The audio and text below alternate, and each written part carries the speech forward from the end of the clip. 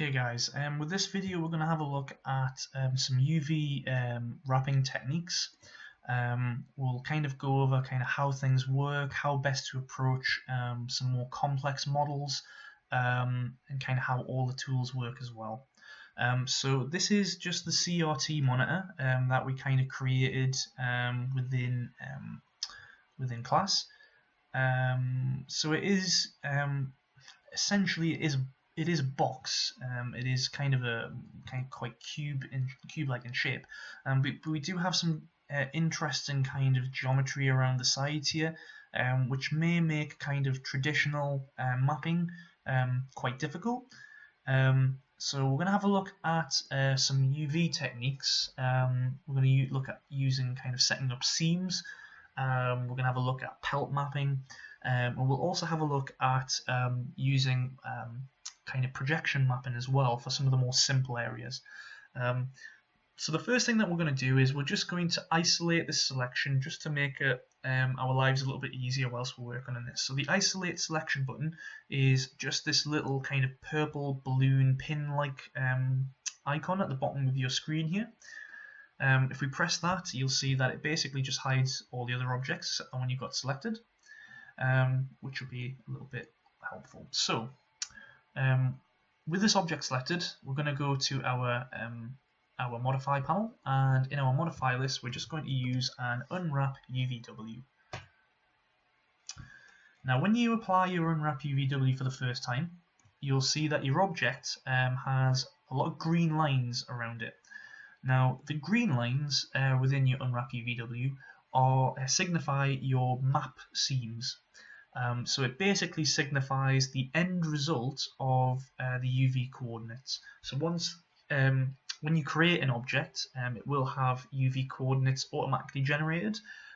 Some of these may be good, some of them may be bad. Once you start tweaking and changing around vertices, the UV mesh, the UV coordinates can get a little bit messy, as we'll probably see with this example. So by default, every 3D object has UV coordinates already set. Whether they're useful or not, well, that's another question. Now at the minute, these green lines are just going to end up getting in the way, so we can't actually turn these off for now.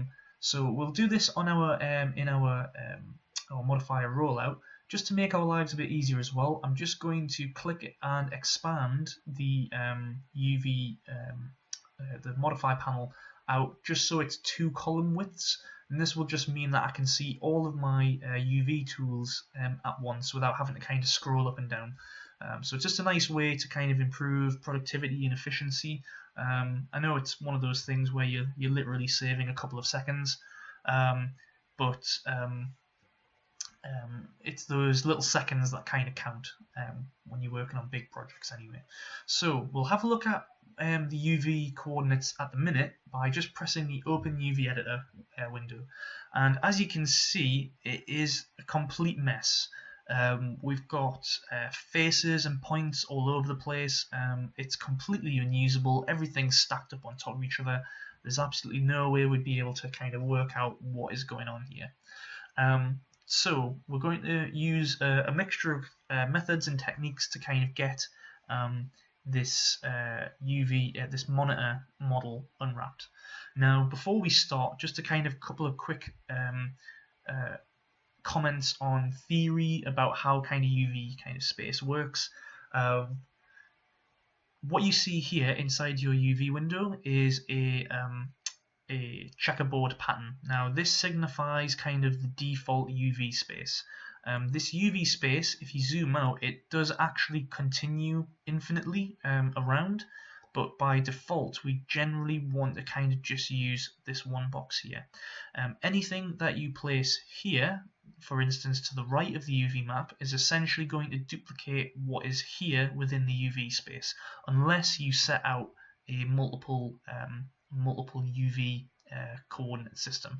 We're not going to look into that today. We're just going to look at actually using the default UV space. So the checkerboard pattern is very useful. What it does is you can use this as a guide to see whether your UV coordinates are going to result in a distorted texture on the model. Now when I talk about distortion, I mean anything that will kind of cause either the resulting image to be twisted or deformed, or anything that will cause the actual texture itself when you create it with Photoshop or whatever to be distorted as well. So a simple way to check is if we just click on the checker pattern, we're just going to click on checker pattern again, and when we apply this to the object we can see that we've got a lot of distortion going on. You can see generally the only area that is actually mapped sort of correctly is this element in the screen here. You can see that we've got nice evenly sized, evenly spaced checker patterns, but you can see around the screen that we've got a lot of stretching going on. This side here we've got a lot of squashing going on, similarly on the sides as well, and these side panels here are so badly distorted you can barely see the checkerboard pattern at all. So that would cause major problems when applying a specific material map. So UV coordinate, sorting out the UV coordinates for this object is going to be essential. So what we're going to do to start with is we're just going to disable map seams. So that will get rid of the green lines because that is going to become a pain in the arse, essentially. And what we're going to kind of work with is we're going to use a mixture of our UV selection modes. Now you'll be familiar with these when actually creating 3D objects using vertices, edges and faces. These kind of work similarly in principle within UV, but these only refer to the actual to the UV points, the surface points, rather than the actual geometry. So please don't get these mixed up. If we click a point and we move it within UV space, the resulting model underneath is not affected. It's just the surface of the object. So what we'll kind of look at first is projection mapping techniques, and we're going to use this for the front face just because it's a nice large space, and it would be nice to kind of have this isolated maybe so that we can kind of put an image on screen.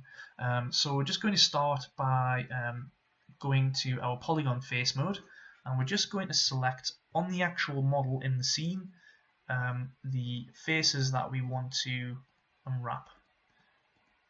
So select all of these, and I'm also just going to select the kind of bevel around the edge as well. So I could select this manually, or I could just use my modify selection tools and just press to grow my selection, and you'll see that very nicely, very helpfully selects the little bevel, the chamfered edge that I put around my model. So we can see that we've got it all selected now. In our UV space, you can see that we can see how messy the selection we've got actually is, and there's a lot to be done to actually get this sorted out properly. So what we're going to do is, firstly, we're going to apply some projection mapping to this. So I want to use a planar map projection type for this particular set of faces. So if I press this button, you'll see what happens is everything kind of squashes down into the bottom corner. Now this is because we're using by default Z directional planar mapping. You can kind of see that with this yellow square within the scene. We're basically kind of looking at we're getting a view as if we're looking at the monitor kind of like this from the top, which is why everything's kind of squashed down. So that's obviously not what we want to do. To approximate this, it's not exact, but to approximate this, we need to have a look at which direction the faces will be visible in best if we were looking at them. So if we just rotate our scene around, this is kind of what we want to get, and we can see that this is going to be the green axis, the y-axis, which points from front to back. So we can simply just press Y in the align options, and you'll see that we get a lot better result here. You can see that we've now got a nice even checkerboard pattern across the entire kind of selection. So happy with that, we can just press our planar map tool, which will deselect planar map, and we can now in our UV coordinates actually move this set of surfaces away from the rest of the UV shell. So this is now its own separate UV shell. You can see when I move it around in UV space, you can see how the checkerboard pattern kind of follows along with it. So what we're going to do is we're just going to move this out of the way, and we'll actually pack it all back in once we've finished the rest of the model. So the next thing to kind of think about is how best to kind of split the rest of the model up. Now we can actually retain the rest of the model in one massive UV shell, and we just need to think carefully about how we actually want it to kind of unfold. So if you think about unfolding a cube, if I just jump into Google, let's just do an unfolding cube. So if we have a think about how a cube kind of unfolds, it's almost kind of like a net that you would kind of create within maths. So we can use this principle and apply it to our box as well to think about how it's going to kind of split up. Now this is a good approach that you can use to practically any 3D object, no matter how kind of complex. If you think about things like a person's arm, so if we just do a search for an outstretched arm, let's do a nice image search. So an outstretched arm, if we consider the kind of underlying shape of an arm, it's essentially a cylinder with one end up here and one end down here around the wrist. So we could treat it as such. We could treat it as a cylinder, and a cylinder obviously has one kind of surface that goes around and two ends. We put the cuts around both ends, and to get a flattened version of the cylinder's surface, we'd simply put a cut all the way down from top to bottom, which would allow us to flatten that out. So if we have a look at a cylinder net, you can see that what we kind of would end up with is something like this. So let's imagine that the elbow, where the elbow would be in the middle here. We've got the wrist, we've got the shoulder, and we've got the arm kind of split out. So it's kind of a similar principle in 3D UV as well. So if we look at the shape that we've got, it is essentially a cuboid with some irregular parts that we might have to be careful about how we actually unwrap. So to kind of start this off, what we're going to do is we're going to use our peel tools. Now these are all situated on the modify panel. There's a couple that you can use. You can use the edit seam tool. If we click this and just zoom into a part of a model, we can actually click and manually select face by face, or we can use the point-to-point seam tool, which is a little bit quicker. The only thing to be careful about with the point-to-point tool is that it will try and use the shortest topological route from your original selection to your target. So for instance, if we wanted to put a cut across the back here from this corner to this corner, we could do that, but unless we kind of plan this carefully, we might not know exactly how it's actually going to reach its destination. So if we just click from there and click on the other side, you can see that in this instance it did choose to kind of go along and then along the other side. So I'm just going to undo that. What I am going to do is we're just going to create a seam all around the front panel. So we've already mapped the front panel, so that's why we're just going to try and we've cut it kind of away, so we're not going to be using this part. We're only going to be focused on the rest of this. So if we think about how we want this to be kind of achieved, with UV mapping, what you're kind of aiming for is obviously the least amount of distortion possible, but we also want to kind of alleviate any issues of seams. Now, because of the very nature of what we're doing with the UV map, seams are inevitable. The only thing that you should, to kind of get around it is considering where they're going to be best hidden. So with ours, we'll try and keep our seams kind of hidden along the bottom edge, just where a gamer would probably not see them as much. So we're just going to try this out. So we'll just try and cut along the bottom edge, and this will take some trial and error. It's just to try and kind of work out how best to kind of get things done. It does take some trial and error to kind of get working. So I want to have that connected to there. There we go. And we're just going to cut along this bottom side here, all the way around.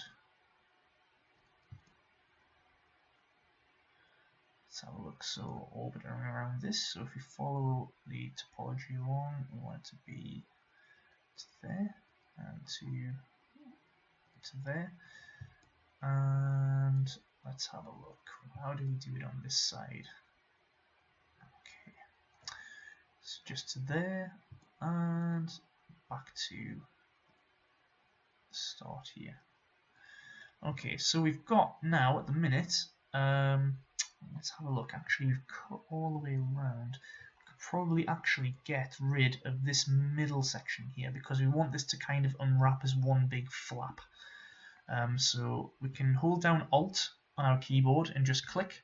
I've just switched to the Edit Seams tool rather than the point-to-point seams, and holding down Alt and clicking will get rid of a seam. So this at the minute, we're going to have a nice big flap on the bottom here, and we're just going to use the Seam tool again. We just want to cut up the sides of our object here, and the same on this side.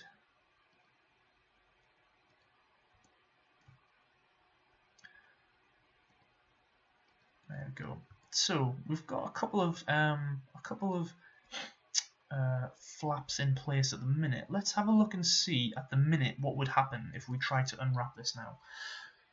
Once you've got some seams in, make sure you deselect your seam tool, select one of your faces, and we're just going to use this option here in the peel options. So this is expanding your polygon selection to seams, and it's a very useful tool to basically quickly check to make sure that you haven't got a gap in your seams. Now if I've got my seams done correctly, I shouldn't have any selected polygons on the front face of the computer, which you can see I don't.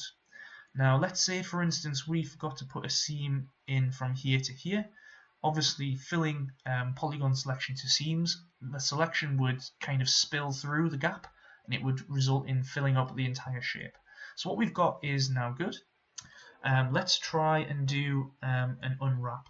So we're going to use this option here, the pelt unwrap, and the easiest way to remember what it does is the icon kind of looks like a leather icon that you might see related to shoes and other leather products. It kind of also looks a bit like an animal's pelt, like an animal skin. So it's probably the easiest way to remember what it does. So we're going to click on this. It will open up another window. And don't be alarmed at all of the crazy stuff going on over here.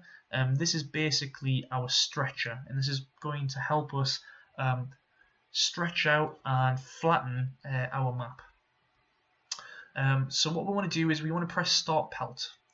When you press Start Pelt, you're going to get a general idea of whether your seams have worked correctly or not, just based off this first pelt. So you can see that it still looks a bit messy, but we're starting to get a very general shape. So remember we said that this was kind of a box shape. We can kind of imagine these as the sides of our shape. So we've got essentially one face here, a middle face here, 3, 4, and 5. And remember, cubes do have 6 faces, but we've already dealt with one of those complete sides there, which was where the actual screen is. So this is looking promising at the minute. Obviously it's not perfect, it still looks a bit messy, still looks a bit squished up. So what we need to do is apply some relax techniques to this to kind of get it to fit a little bit more, to kind of flatten it out a bit more properly. So what we're going to do is in our pelt map here, we've got our relax options. Now it is tempting to just press start relax, but what happens is the default mode using edge angles kind of will cause this to freak out. So if you press start relax straight away, you'll see that you get a lot of weird kind of distortions going on. So start relax. The edge angle mode is not really the best mode to use. So if I just press Ctrl Z to undo that, I'm going to go onto settings, and in another little window that pops up, we're going to make sure that our relax options are set to relax by polygon angles. Now I must admit I'm not an expert on what all of these do. In my experience, relaxing by polygon angles gives you the best result. So if we just say start relax now, you can see that it really starts to kind of take shape, and you'll see that a lot of the resulting polygons are starting to reflect how they actually appear on the shape itself. So you can see that the relax is not perfect just yet. We still have some distortion. So we can continue relaxing this a little bit more. There we go. And that's looking a lot better. We still have a couple of issues down here and along the bottom, but this might be to do with the rotation of our polygon face. But generally, compared to how it was before, it's looking a lot better. We've got a general kind of even distribution of squares across the kind of entire object. So I'm happy with that. What I'm going to do now is just press commit on the bottom, and you'll see that we now get a very large UV shell, which kind of denotes the complete rest of the actual PC monitor. So I'm just going to rotate this. So I'm just going to use my rotate tool. I'm just going to rotate it around just so we can start to get a bit more of a even look. See, there is a tiny bit of distortion on the top. This might be to do with some overlapping vertices. So we're just going to close off the relax tool, and we're going to zoom in and use our vertex mode to just zoom in and have a look at some of these points. So immediately I can see, if we just do a little bit of an inspection, that we do actually have some overlapping points here. So if I click on this one, just to have a look where it is on the mesh, you can see it's on the corner here, and you can see that this does look like a bit of a trouble spot for distortion on the UVs. So what we can do is just use our move tool and a bit of fine tuning just to kind of get this to where it should be. Similarly with some other ones here as well. And don't worry if it's not completely perfect. We are just trying to get, as best as we can, a nice even distribution of these squares. So we just want to maybe have a little bit more of a push and pull of these ones here. There we go. So that side's looking alright. Similarly with the other side, we'll have to just get these moved around a bit like that. There we go. Perhaps just get that one out there as well. We might have to do that with the other side. There we go. So that looks a lot better there. So just requires a bit of playing around, just making sure all of the UV mesh is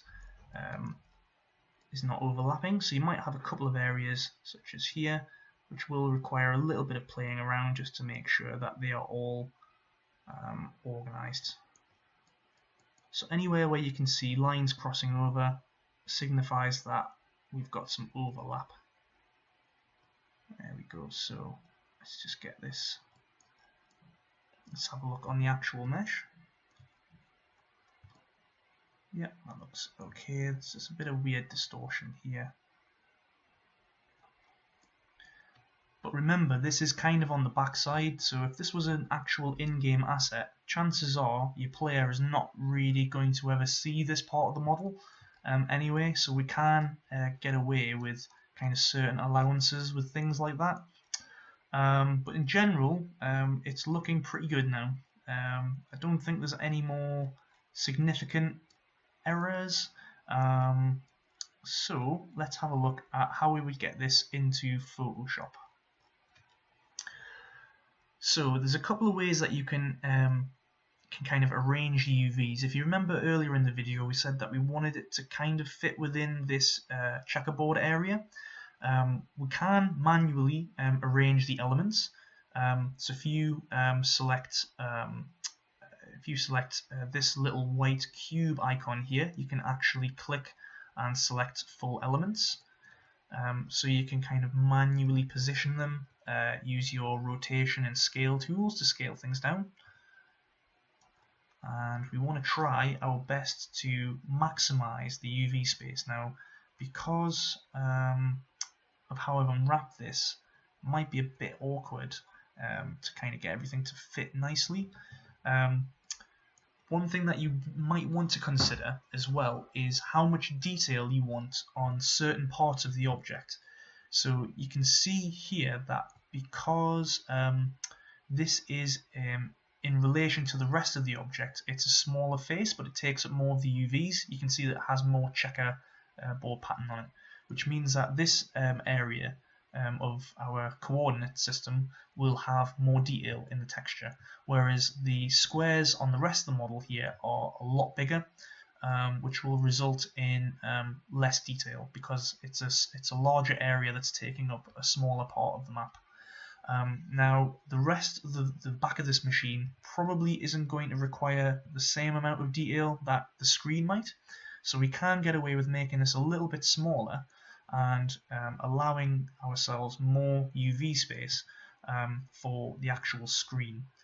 So I'm just going to resize the screen down here. There we go. So that there is probably not the best use of UV space. If we were being a bit more meticulous, we could have split this up, but we have got all of the elements within the UV space, which is exactly what we want for our texture. Another method to get all of this locked in within the UV space is to use 3ds Max's tools for sorting UVs out.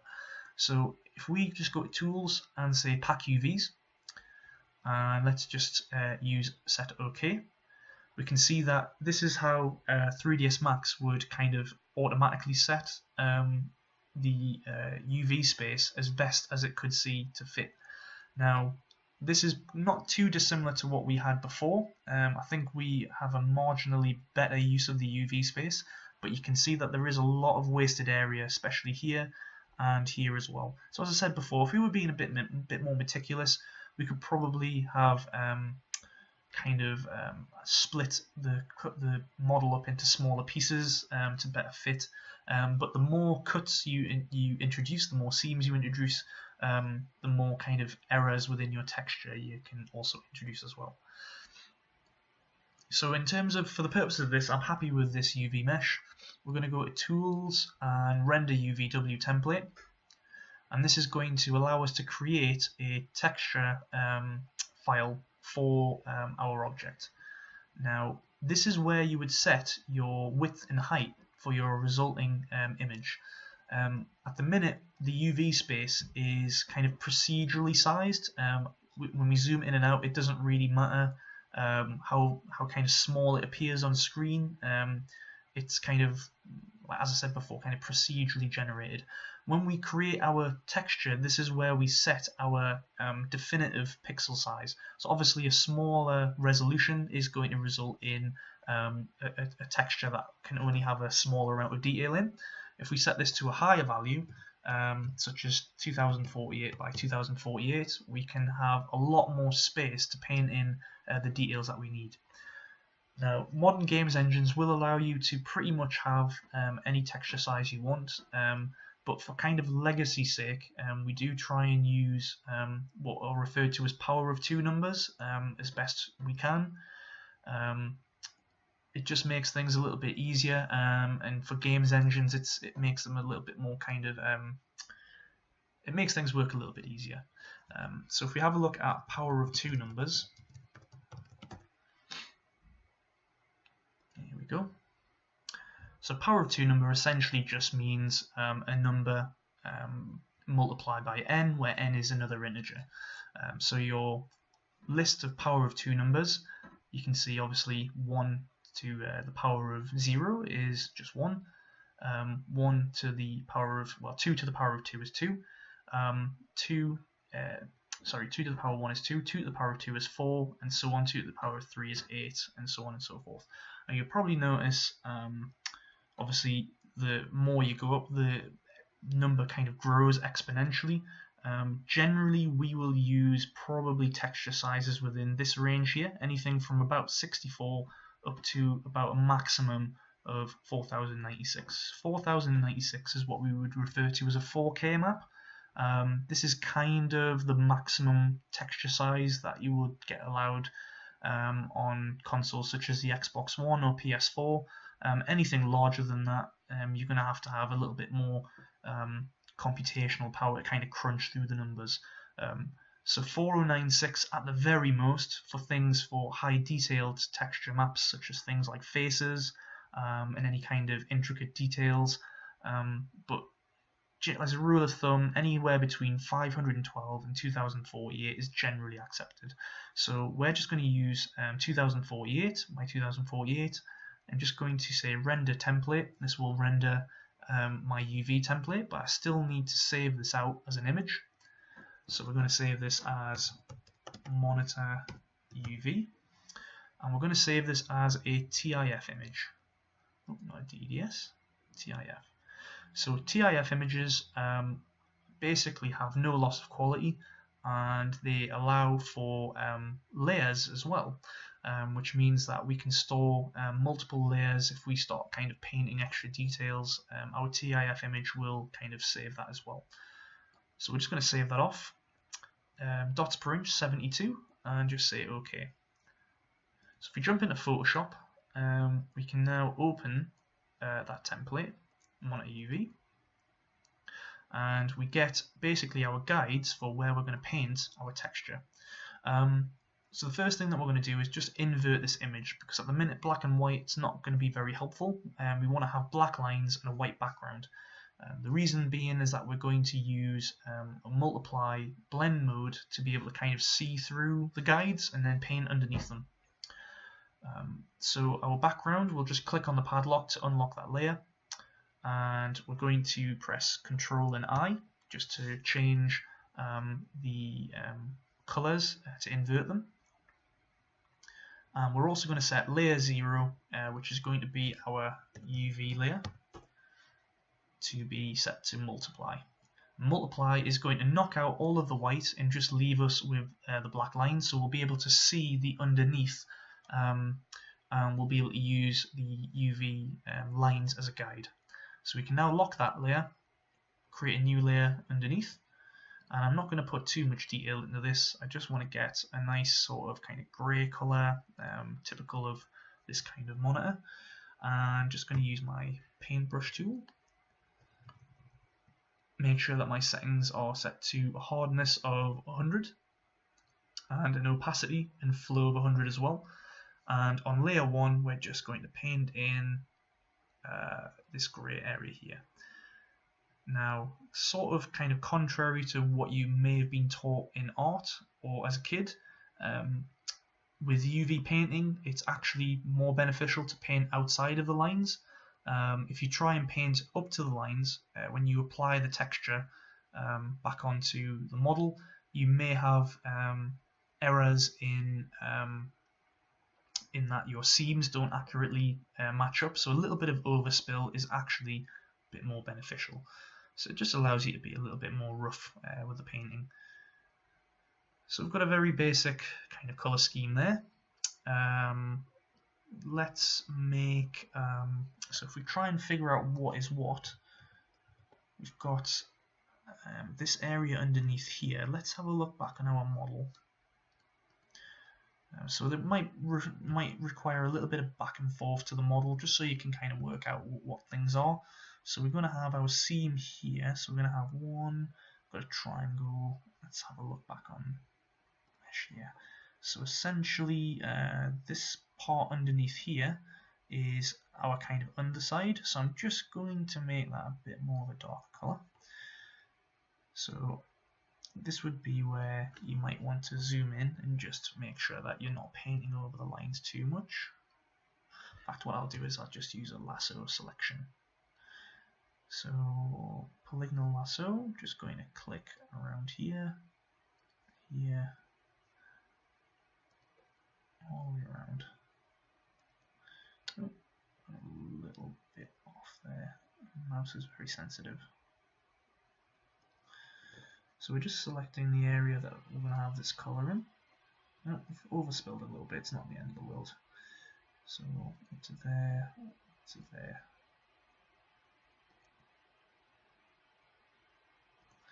And then back to the start. So with that area selected, I'm just going to press Alt and Backspace just to fill it with a darker colour. And just to make our computer a little bit more interesting, let's go and grab a desktop image. So let's use Windows XP desktop. We basically want a nice image that we're going to use just to simulate the good old days of Windows XP. So let's have a look. We want to find an image with a decent size. So let's try this one here. It actually has a cursor on as well, which is really nice. So view image, and we're just going to copy that image from there and back in Photoshop. Let's just paste it. Now what we actually want to happen here is we want this image to fill inside this area here, because this is where our screen is. Notice that we've got a thin bezel around the side as well. We don't want to overlap with that too much, otherwise the screen illusion will not work. So Control T, just change the size of this down a bit. There we go. And we just to make it fill out, I am going to distort this a little bit. So just to the edges of the screen. There we go. That to there, and that to there. Excellent. So a very crude texture, but this should work nicely to map back to the object. The last thing we want to do before we save our texture is obviously we want to turn off the UV layer. If we leave the UV layer on, obviously the lines will show up back on the model, which we don't want to have because obviously that would look bad. Don't worry once you've turned the UV lines off if the rest of your document looks an absolute mess. It doesn't matter too much. What does matter is what is going to be mapped to the object, so what is inside these lines here. So we can now go to Save As. We're going to call this one Monitor DIF for diffuse, and we're just going to save it as a TGA file. Okay. So back in 3ds, let's just open up our material manager. So we've already got a couple of materials in for our reference imagery. So we're just going to zoom into some new empty space, right click, materials, standard material, and we want to load in a diffuse color. So from the diffuse color node, just going to click and drag, and we want to load in a bitmap. So because of how I've got my project set up, my image dialog will redirect directly to the scene assets folder in images. This is a benefit of having your project set up properly. So if you haven't done so already, I would advise you to set that up. Saves you from having to hunt through different files, different folders to get the file that you want. So we're going to set monitor DIF TGA, press open, and we already have the model selected. Make sure that you have the texture selected, and we're just going to press this button here, assign material to selection, and then this button here, show shaded material in viewport. So if this has all worked properly, we should have a nice computer, and there we go. Let's just turn our edge faces off, and we can have a look around. There we go. Nice computer, so you can see the underside. There was a little bit of overspill there. Obviously I didn't do it incredibly neatly. You can see in the preview that we have got these jagged lines. This is probably to do with our display options. You can see that obviously the quality of the screen is pretty bad. If we just jump onto our viewport configuration and set our display performance for texture maps to be the full size of the texture we just created, when we hit apply, we should see our textures pop a little bit more to how they should actually look. So if you have a look underneath, you can see there's still a bit of an error there, but it's not too bad. But generally speaking, that's pretty good. Just a nice layer, and there we have it. And that's pretty much how you would UV an object and apply texture. So just to recap, we have created an unwrap UV modifier for the model. We used projection mapping for certain flat surfaces that were easier to kind of flatten that way. We've used more complex procedures such as our seam peels and pelt wrapping for more complex areas. We've used our our UV editor to arrange our flattened UV shells. We've rendered our UV template to a file, used Photoshop to create our document, and reapplied the material back onto the object within 3ds Max.